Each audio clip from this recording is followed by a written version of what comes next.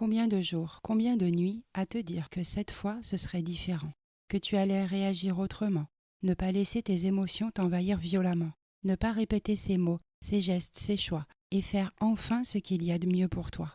Pourtant, encore une fois, tout fout le camp. Encore une fois, ça déborde, ça cogne fort, ça brûle, ça mord. Ces vieilles blessures que tu pensais guéries sont toujours là, tapies, prêtes à surgir encore. Les mêmes schémas limitants qui reviennent et t'escortent, les mêmes tensions qui te traversent et t'emportent. Et si je t'accompagnais sur un chemin où chaque pas te rapproche de ta paix intérieure, imagine des émotions apaisées, des relations équilibrées, une vie alignée avec toi-même où ton passé n'est plus un poids, mais un tremplin. Si ces mots résonnent en toi, bonjour et bienvenue dans l'Alliance thérapeutique, le podcast où commence ta transformation émotionnelle et relationnelle. Ici, on ne se contente pas de comprendre, on transforme. Je suis Sophie Bacan, thérapeute et hypnothérapeute, et chaque jour, j'accompagne des personnes qui, comme toi, ont le courage d'avancer vers une vie alignée, sereine et libre. À chaque épisode, je te guide pas à pas avec des outils concrets, des réflexions éclairantes et des clés puissantes pour te libérer et créer une vie en accord avec qui tu es vraiment. À présent, je t'ouvre les portes de mon cabinet, alors entre, installe-toi confortablement et ensemble, construisons un monde plus doux. Belle écoute.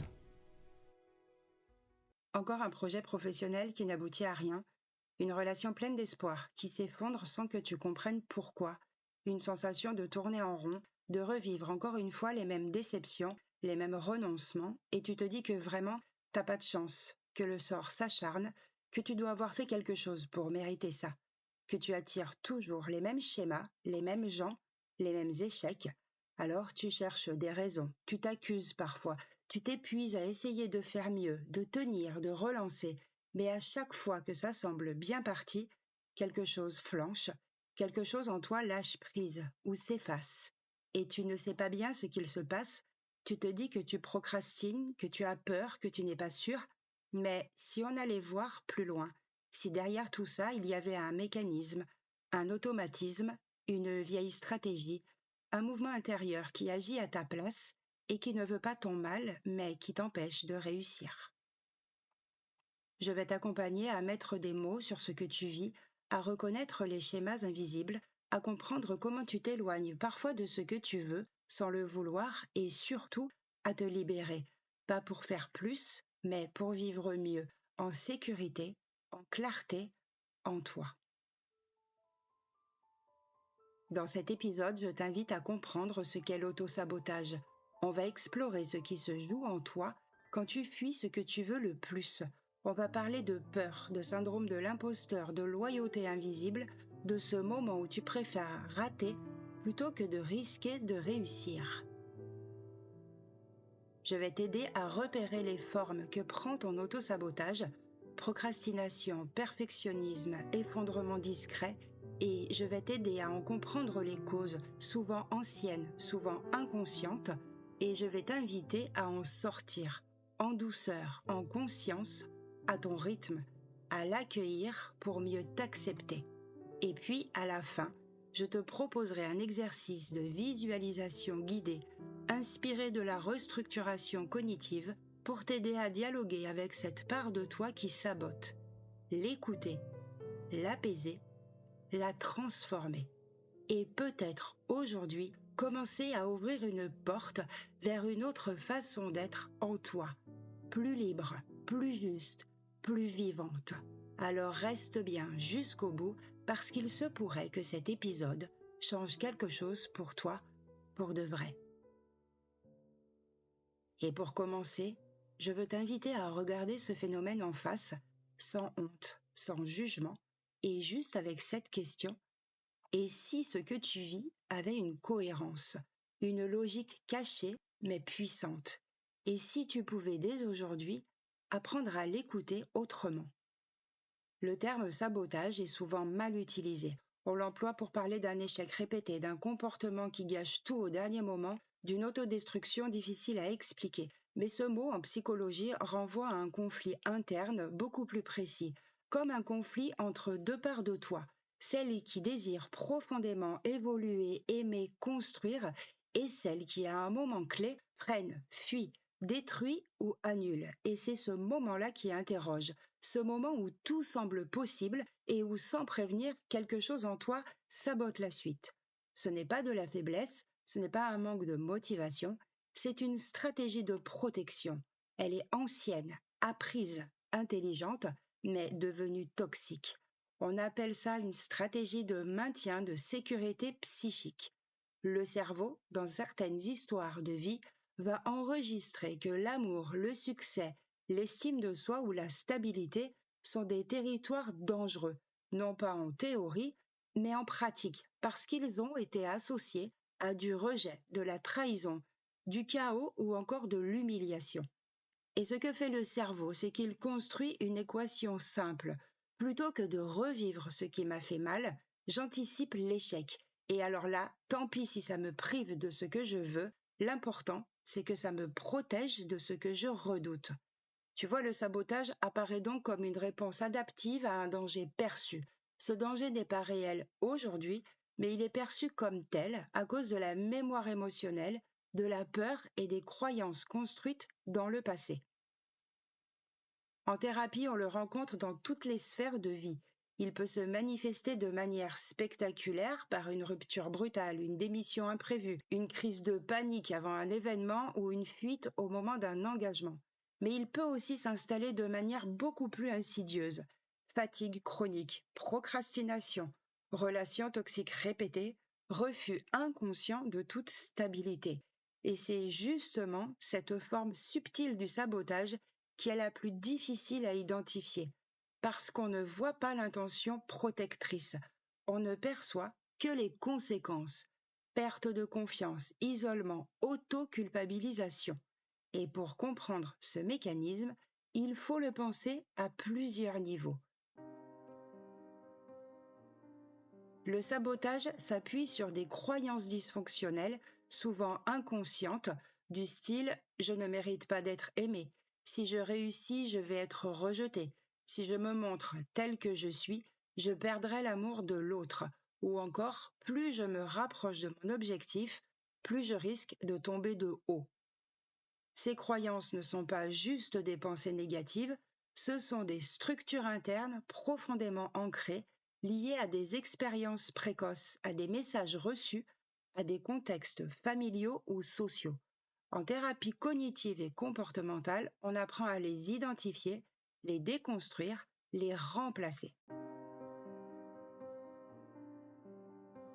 Au niveau émotionnel, le sabotage surgit là où il y a une peur, mais une peur déguisée, pas la peur panique ou visible, la peur sourde, celle qui te paralyse en silence, la peur d'être vu, d'être quitté, jugé, et même la peur d'être libre. Chez certains patients, cette peur est tellement ancienne qu'elle ne se formule même plus. Elle devient un bruit de fond, une tension dans le corps, une fatigue chronique. Et c'est là que l'approche corporelle et l'hypnose peut ouvrir une voie d'accès, faire parler le corps quand la parole n'explique plus. Enfin, le sabotage se traduit toujours par une série de micro-comportements. On n'échoue pas par hasard, on échoue en mettant en place, parfois malgré soi, une série d'actions ou d'inactions qui aboutissent à un résultat connu, l'échec, le rejet, la solitude. Et c'est ce résultat-là qui, paradoxalement, rassure. Il valide l'idée que tu avais de toi. Il permet de rester dans une zone de sécurité, même si elle est douloureuse. Ce que tu dois retenir à ce stade, c'est que le sabotage est cohérent. Il est logique s'il est relu avec les bons outils. Il n'est jamais gratuit et surtout, il sert toujours une fonction. Éviter un danger, protéger une image de soi, maintenir une cohérence psychique. Et c'est pour ça qu'il n'a pas à être combattu. Il doit être entendu, décodé, transformé. Et pour aller encore plus loin, ce réflexe de sabotage est souvent porté par une mémoire émotionnelle implicite, inscrite dans les circuits profonds du cerveau comme l'amygdale ou l'hippocampe. Ce n'est pas une décision volontaire, c'est un signal d'alarme archaïque qui se déclenche quand tu t'approches de quelque chose que ton système a appris à associer un danger, et ça même si aujourd'hui, ce danger n'existe plus. C'est ça la force et parfois la tragédie du corps qui se souvient. Et cette stratégie peut se manifester dans tous les domaines. Le couple, le travail, la sexualité, la parentalité, mais aussi dans le lien au corps, à la joie, à l'élan vital. Partout où tu t'approches de quelque chose de vivant et que ça te fait peur. C'est ce que j'ai observé chez 2 personnes que j'ai accompagnées récemment et qui vont nous servir un peu de fil rouge tout au long de cet épisode. L'une s'appelle Camille. Elle sabote systématiquement ses relations, pas parce qu'elle ne veut pas aimer, mais parce qu'elle a appris que l'amour vrai se terminait toujours par une perte, un drame. Et l'autre personne, c'est Raphaël, un professionnel brillant, mais qui s'effondre à chaque début de reconnaissance parce que dans son histoire, la réussite a toujours été suivie d'un isolement brutal.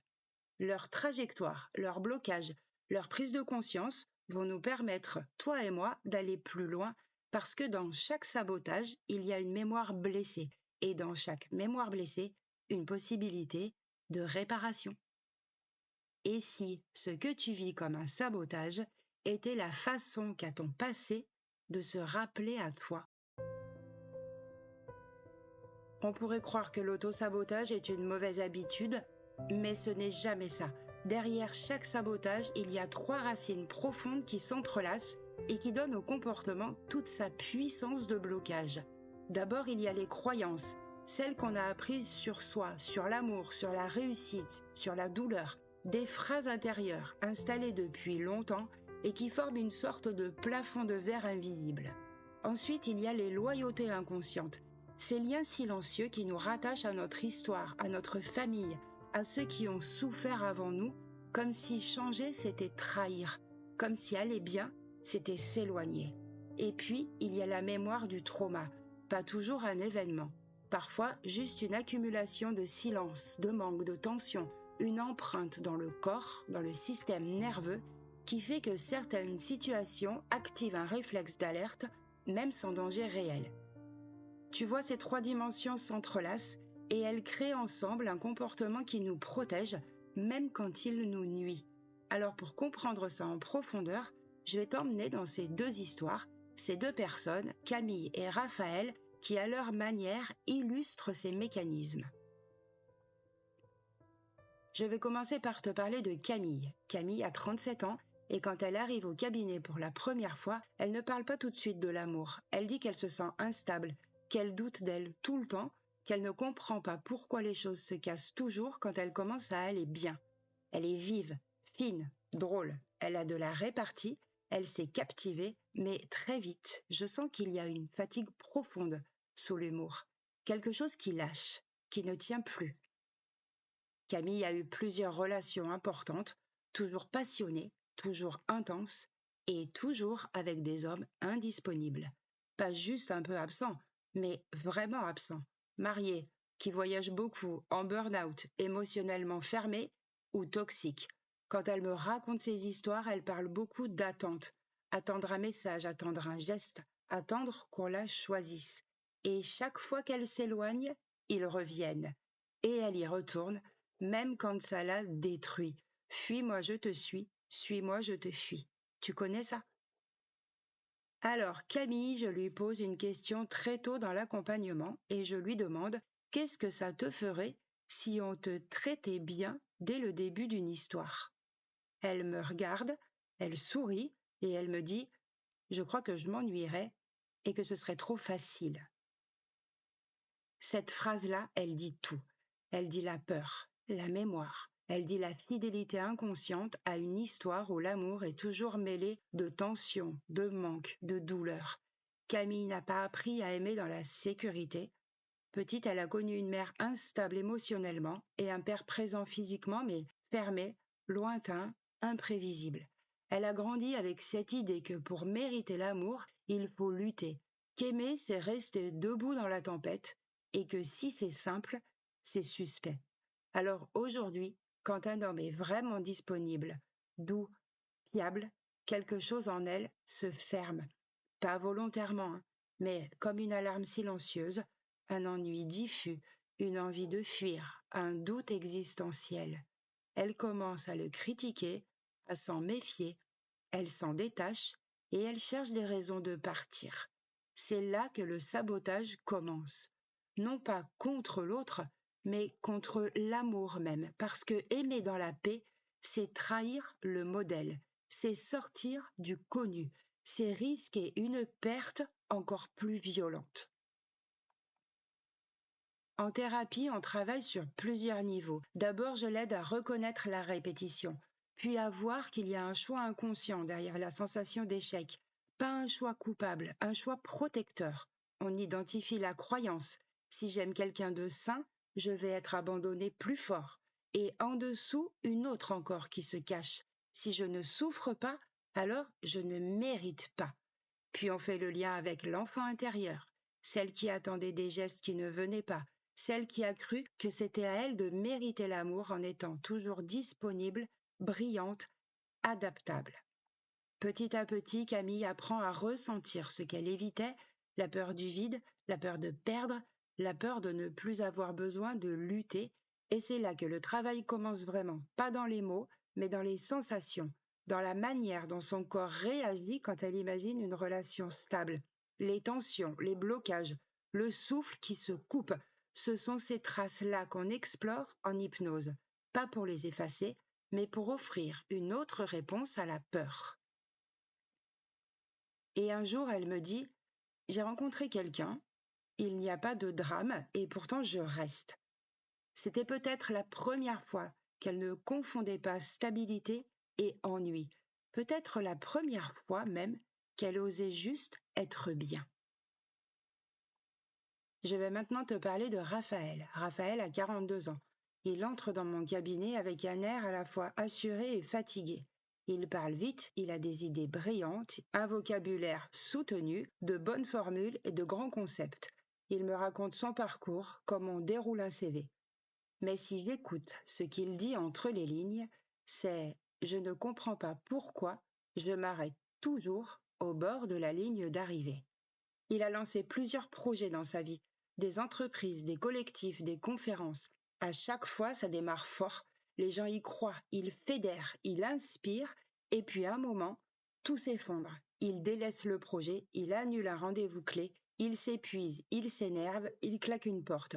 Et quand je lui demande s'il y a un moment où il sent que ça bascule, il me dit c'est toujours quand les choses commencent à marcher. Ce n'est pas qu'il ne veut pas réussir, il en rêve, mais il a un seuil invisible, une frontière interne, et dès qu'il la franchit, quelque chose en lui sabote l'élan, comme s'il ne se reconnaissait plus dans cette version de lui-même qui réussit. En travaillant ensemble, on découvre que dans sa famille, la réussite a toujours eu un coût relationnel. Un frère brillant devenu distant, un père ambitieux mais écrasant, une mère qui valorisait la discrétion, la modestie, l'effacement. Raphaël, petit, a appris que se distinguer, c'était être seul. Être remarqué, c'était attirer des jalousies. Briller, c'était perdre l'amour. Alors il a développé un équilibre subtil, être bon mais pas trop, avancer mais sans déranger, réussir mais s'auto-limiter, une sorte d'autocensure déguisée en prudence. Au cours de la thérapie, on met à jour une croyance très puissante. Si je vais au bout de mon potentiel, je vais me couper des autres. Et une autre, plus archaïque encore, je ne suis pas légitime. Il commence à voir que chaque projet abandonné était une manière d'échapper à la confrontation avec le regard des autres, avec la possibilité de ne plus plaire, avec l'idée que s'il échouait en étant vraiment lui, alors ce serait irréparable. Je l'invite à explorer sous hypnose ces moments de bascule, non pas les grandes scènes de chute, mais les micro-décisions silencieuses. Le mail qu'il n'a pas envoyé, le message qu'il a rédigé puis effacé, la réunion qu'il a annulée par prudence, le contrat qu'il a repoussé par plus tard. Dans ces instants-là, on observe ensemble l'apparition du doute, de la tension, de la fatigue subite. Ce ne sont pas des hasards, ce sont des réponses physiologiques à une alarme émotionnelle ancienne. Petit à petit, Raphaël apprend à identifier cette alarme, à la localiser dans son corps, à reconnaître le moment où elle monte et surtout à ne plus la confondre avec un signal de vérité. On travaille aussi sur la projection. Qu'est-ce que ça ferait vraiment s'il réussissait? Qu'est-ce qu'il redoute? Qu'est-ce qu'il espère? Qu'est-ce qu'il pense devoir sacrifier? Et dans cette exploration, il réalise qu'il n'a jamais appris à se sentir en sécurité dans la visibilité. Il a toujours existé en réaction à, jamais en pleine affirmation de soi. Et un jour, pendant un rendez-vous, il me dit: je ne sais pas si je veux encore réussir comme avant. Je crois que je veux créer sans me battre, juste pour moi. Alors, peut-être que tu vas trouver que cette phrase n'est pas spectaculaire, mais elle marque un retournement profond parce qu'elle vient désamorcer la vieille croyance qui disait que réussir, c'était forcément s'éloigner des autres et que le seul moyen d'être aimé, c'était de rester petit. À ce moment-là, le sabotage n'a plus besoin d'exister parce qu'il n'a plus rien à protéger. Tu viens d'entendre deux histoires très différentes et pourtant, si tu écoutes bien, il y a un fil rouge. Camille fuit l'amour stable, Raphaël fuit la réussite, mais tous les deux fuient la peur d'une perte trop douloureuse. Tous les deux s'éloignent d'une possibilité de paix parce qu'elle menace l'équilibre qu'ils ont construit depuis l'enfance. C'est ça les racines du sabotage. Ce n'est pas le manque d'envie, ce n'est pas l'autodestruction, c'est la fidélité à une ancienne manière de survivre. Et si l'on reprend un instant leur parcours, on s'aperçoit qu'au-delà de leurs différences, leurs mécanismes obéissent à une même logique, celle d'un système de protection intérieure basé sur des fondations anciennes. D'abord, il y a ce que l'on appelle les croyances limitantes. Elles ne sont pas des pensées, elles sont intégrées, inscrites au plus profond de toi, comme des lois invisibles qui orientent ta perception et tes choix. Je dois mériter l'amour. Si je me montre pleinement, on me rejettera. Si je réussis, je finirai seul. Ces croyances, bien qu'irrationnelles, exercent une puissance considérable. Elles créent une forme de réalité intérieure et c'est cette réalité-là qui finit par déterminer les comportements. Ensuite, il y a ce qu'on appelle les loyautés invisibles. Elles ne sont pas dites ni même conscientes, mais elles agissent en toi comme des attaches profondes à ton histoire familiale, à ta lignée. Aller mieux te donne l'impression de trahir tes ancêtres. Se choisir, c'est tourner le dos à ce que les générations d'avant ont enduré. Réussir, c'est dépasser. Et dépasser, c'est perdre l'appartenance. Et bien sûr la mémoire émotionnelle ou implicite. Ici, il s'agit plutôt d'un climat, d'un ensemble de tensions, de silences, qui à force laisse une trace dans le corps. Et cette trace, lorsqu'elle est réactivée, déclenche une réponse automatique. Le système nerveux se met en alerte et sans que tu comprennes pourquoi, tu recules. Ce n'est pas parce que tu ne veux pas, mais parce que ton corps croit reconnaître un danger. Il reste un élément fondamental à comprendre, un aspect souvent passé sous silence et qui pourtant explique pourquoi le sabotage est si tenace. C'est qu'il apporte quelque chose, un soulagement, un détour, une forme de protection. Échouer parfois permet d'éviter une peur plus grande encore. Détruire ce qu'on désire, c'est souvent une manière d'éviter de revivre une douleur ancienne. Camille évite de s'attacher parce que l'attachement a toujours été suivi d'un abandon. Raphaël évite la réussite parce que réussir l'a toujours mené à l'isolement, au conflit, à la solitude. C'est ce qu'on appelle le bénéfice caché. Pas un bénéfice de confort, mais un bénéfice de survie. Et ce que je veux que tu retiennes à ce stade, c'est que le sabotage n'est jamais absurde. Il est cohérent, il est autonome, il s'adapte à ce que la personne a connu et il fait ce qu'elle a pu avec les ressources qu'elle avait. Mais aujourd'hui, si tu en comprends les racines, alors tu peux aussi apprendre à ne plus suivre cette voie les yeux fermés et tu peux commencer à lui répondre autrement.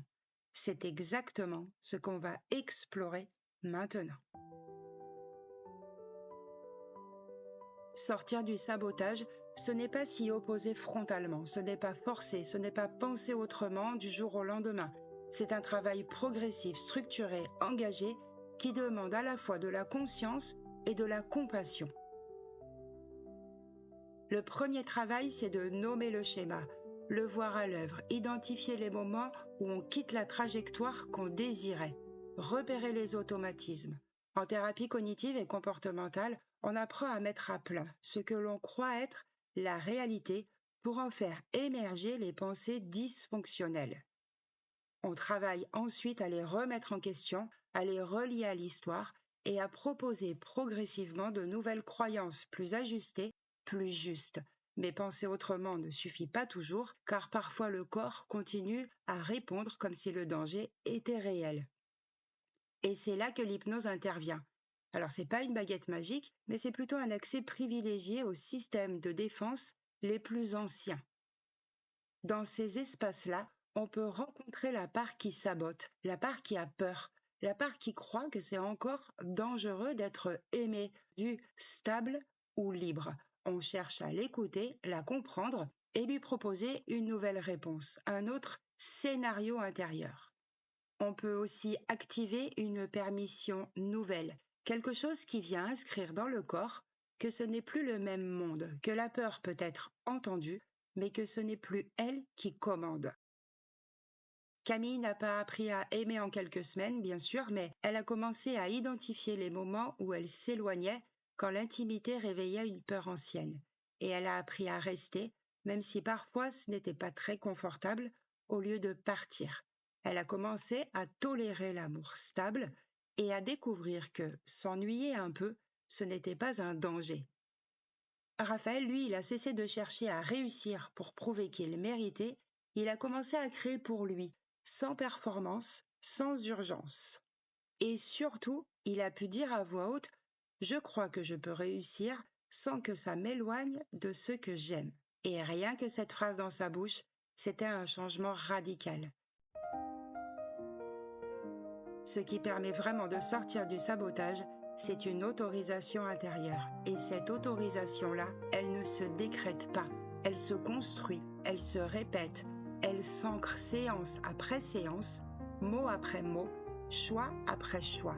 Sortir du sabotage, c'est apprendre à ne plus survivre par automatisme, mais à vivre en confiance. Ne plus se méfier du bonheur. Choisir la paix, même quand elle est inconfortable. Et c'est exactement ce que je vais t'inviter à faire dans quelques instants grâce à un exercice. Tu viens de comprendre. Peut-être que tu as reconnu certains schémas, peut-être même que quelque chose en toi a déjà commencé à bouger. Mais la compréhension, aussi précieuse soit-elle, ne suffit pas à transformer. Pour en sortir, tu dois pouvoir le traverser autrement, et c'est ce que je vais t'inviter à faire maintenant. Dans cet exercice, je vais t'accompagner dans une visualisation thérapeutique, inspirée de la restructuration cognitive et de l'hypnose, pour t'aider à rencontrer la part de toi qui sabote et surtout à lui proposer une nouvelle réponse. Il n'y aura pas de confrontation, pas de combat. C'est une conversation intérieure, une relecture, une permission. Tu vas pouvoir revenir à un moment précis où tu t'es éloigné de ce que tu voulais vraiment, et depuis cet endroit-là, tu vas pouvoir ressentir ce que tu n'as jamais osé ressentir et surtout imaginer une autre issue, une issue où tu restes. C'est un exercice qui peut être réellement fondateur parce que souvent, en reprogrammant une seule scène, on commence à écrire une autre histoire. J'ai appelé cet exercice « Et si tu pouvais choisir autrement » parce que c'est exactement ce qu'on va faire. Et avant de commencer, je t'invite à choisir un moment calme, un espace où tu ne seras pas dérangé. Tu peux fermer les yeux si tu le souhaites et te connecter pleinement à ton ressenti. Si tu es en voiture, en train de marcher ou dans une situation où tu n'as pas toute ta disponibilité, je t'encourage à mettre l'épisode sur pause et à y revenir quand ce sera le bon moment pour toi. Ferme doucement les yeux si tu le veux et laisse venir une scène précise. Pas un souvenir flou, mais un moment clair, un moment où tu t'es éloigné de ce que tu voulais. Un moment où, sans vraiment comprendre pourquoi, tu as renoncé. Tu as reculé. tu as saboté. Peut-être que c'était dans une relation, peut-être dans un projet, une décision, un tournant. Fais confiance à ce qui vient. Observe l'endroit, les personnes autour de toi, l'atmosphère et surtout, observe-toi. Observe-toi juste avant que ça bascule, avant le retrait, avant le repli, avant le renoncement. Et pose-toi cette question. Qu'est-ce que je me suis dit à ce moment-là? Quelle phrase a traversé ma tête ou mon ventre? Je ne suis pas capable. Je vais tout gâcher. Ça ne peut pas durer. Je vais être rejeté. Je ne mérite pas ça. Retiens cette phrase. Note-la intérieurement. Elle est importante parce qu'elle te révèle une croyance. Une croyance qui te fait mal, mais que tu tiens pour vraie. Et maintenant, observe ton corps dans cette scène. Comment il réagit? Qu'est-ce qui se ferme? Qu'est-ce qui lâche? À quoi il cherche à s'échapper? Peut-être que ton corps a appris à fuir ce qui semble trop beau. Peut-être qu'il confond la sécurité avec l'attente, la joie avec le danger. Et maintenant, pose-toi une nouvelle question, doucement. D'où ça vient? À quoi ça te fait penser plus tôt dans ta vie? Qui parlait comme ça autour de toi? Dans quel moment passé as-tu appris qu'il valait mieux fuir que rester? Il ne s'agit pas de chercher un coupable, mais de reconnaître qu'à un moment, ce schéma t'a protégé. Et que maintenant, il t'enferme. Alors, imagine que tu restes dans la scène, pas pour t'y enfermer, mais pour la reprogrammer. Imagine que tu regardes ton toi d'avant. Celui ou celle qui allait saboter. Celui ou celle qui pensait devoir fuir. Et doucement, avec tendresse, dis-lui, tu as le droit de réussir. Tu as le droit d'aimer et d'être aimé. Tu peux rester même si c'est nouveau. Tu peux avancer même si tu as peur. Observe ce qui change. Observe ce que ça fait dans ton corps, dans ton regard, ce que ça ouvre. Maintenant, rejoue cette scène, mais en gardant cette nouvelle croyance. Je suis en sécurité, même si j'avance. Je peux choisir une autre voie. Je n'ai plus besoin de me saboter pour me sentir fidèle ou protégé. Laisse ton imagination te guider vers une autre issue. Peut-être que tu restes. Peut-être que tu dis. Peut-être que tu te choisis. Ce n'est pas une illusion, c'est une trace que tu inscris. Une mémoire neuve, un nouveau programme. Et quand tu te sentiras prêt ou prête, tu pourras revenir ici avec moi. Ramener dans ton corps, dans ton souffle, le souvenir de ce choix nouveau, de cette permission. Et peut-être que cette scène va continuer à te travailler de l'intérieur, à ouvrir des espaces, à tisser une nouvelle histoire. Et maintenant, je t'invite à choisir un geste, un mot, un symbole, quelque chose de simple, de profond que tu pourras retrouver à tout moment. Peut-être que ce sera poser ta main sur ton ventre ou sur ton cœur. Peut-être dire doucement, à voix haute ou en toi, « Je reste. Je choisis la paix. Je n'ai plus besoin de fuir. » Ou peut-être que ce sera imaginer une lumière chaude qui t'enveloppe doucement, comme un refuge familier. Choisis ce qui te parle, ce qui fait sens pour toi, et laisse-le s'ancrer profondément.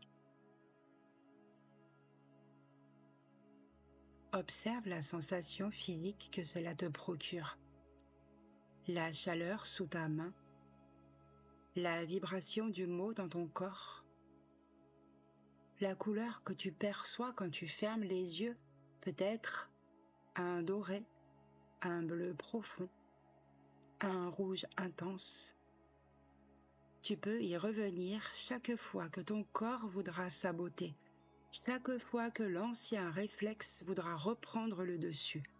Tu peux poser ce geste, murmurer ce mot ou simplement revoir cette lumière intérieure. Et ce n'est pas rien parce que chaque fois que tu le fais, tu crées une nouvelle connexion dans ton cerveau, tu renforces un nouveau chemin, tu rééduques ton système nerveux à se sentir en sécurité quand tu avances, quand tu restes, quand tu choisis de réussir. Ce n'est pas un tour de magie, c'est de la neuroplasticité. C'est ton corps qui apprend à vivre autre chose. Et ça, c'est une victoire. Reste là encore un instant. Laisse ton corps intégrer ce que tu viens de vivre. Laisse les mots, les images, les sensations trouver leur place en toi. Tu viens peut-être de faire un pas immense même s'il est invisible. Et souviens-toi, tu peux revenir à cette scène autant de fois que nécessaire. Tu peux réactiver cet ancrage, ce geste, cette réponse, ce choix, parce que ton cerveau apprend, parce que ton corps guérit et parce qu'aujourd'hui, une nouvelle histoire peut commencer à s'écrire. Si ce n'est pas déjà fait, tu peux doucement rouvrir les yeux, revenir à l'instant présent et emporter avec toi ce que tu veux garder. Dans cet épisode, tu as compris que l'autosabotage n'est jamais un caprice ni une faiblesse. C'est une fidélité invisible à un passé qui a laissé des traces, un langage de protection, une tentative d'équilibre. Tu as vu que ce mécanisme peut s'ancrer dans des croyances, des loyautés ou des blessures enfouies. Tu as entendu que ton corps, ton cerveau, ta mémoire émotionnelle ont fait ce qu'ils pouvaient, mais qu'aujourd'hui, oui, tu peux apprendre à choisir autrement. Et tu viens de traverser de l'intérieur une scène clé, pas pour la revivre, mais pour la reprogrammer, pour transformer la trace et donner à ton système un nouveau repère. J'espère que cet épisode t'a laissé une empreinte, quelque chose de doux, de vivant, peut-être une sensation nouvelle, un souffle un peu plus libéré, une clé ou simplement un espace plus grand à l'intérieur, un endroit pour t'écouter autrement, pour revenir à toi là où tu croyais t'être perdu. Je te remercie d'avoir pris ce moment pour toi et de l'avoir partagé avec moi. Je suis profondément touchée d'avoir été à t'écouter. Et si tu sens que cet épisode pourrait faire du bien à quelqu'un, n'hésite pas à le partager parce que, tu sais, parfois, il suffit d'un mot, même chuchoté, pour que tout prenne un autre sens. Tu trouveras dans la description de cet épisode un lien vers mon guide Je deviens émotionnellement autonome, un workbook, un véritable compagnon de route pensé pour t'accompagner pas à pas dans ton changement intérieur. Tu y découvriras des exercices guidés, des outils concrets et des clés pour t'ancrer dans une relation plus apaisée avec toi-même. C'est un point de départ pour faire de l'autonomie émotionnelle non pas une injonction, mais une puissance douce, vivante, à l'intérieur de toi. Et si tu veux aller plus loin, tu peux retrouver toutes mes ressources et mes accompagnements sur mon site internet. Je te mets également le lien en description. Enfin, si tu veux soutenir un peu ce podcast, tu peux laisser une note 5 étoiles sur ta plateforme d'écoute. C'est un tout petit geste qui a beaucoup de sens pour moi parce qu'ensemble, on va plus loin et chaque élan de soutien permet de faire rayonner ces messages plus largement. Enfin, n'oublions pas ceci les amis, travailler sur soi c'est un acte de responsabilité, de transmission, de transformation. Changer sa vie ne commence pas toujours par un grand bouleversement, parfois c'est une décision intime, une parole qu'on ose, un silence qu'on écoute, une fidélité qu'on choisit d'interrompre pour mieux se retrouver. Et c'est dans ces choix discrets que l'on sème autre chose, pour soi et pour ceux qui viendront après. C'est élever une nouvelle génération avec des repères plus clairs, des mots plus justes, des émotions moins interdites, des relations plus vraies. Un monde plus doux, plus vivant, plus libre. Et ce monde-là, il ne va pas se construire tout seul. Il commence ici, avec toi, avec moi, main dans la main. Alors si tu sens que cette voix résonne pour toi, je t'invite à la suivre. Rejoins-moi dans cette aventure en t'abonnant à ce podcast et à mes réseaux si ce n'est pas déjà fait. On se retrouve dans 15 jours pour un nouvel épisode de l'Alliance thérapeutique, le podcast de ta transformation émotionnelle et relationnelle. Et je t'offrirai alors un petit exercice de routine matinale. D'ici là, prends soin de toi et surtout n'oublie pas, la lumière est en toi.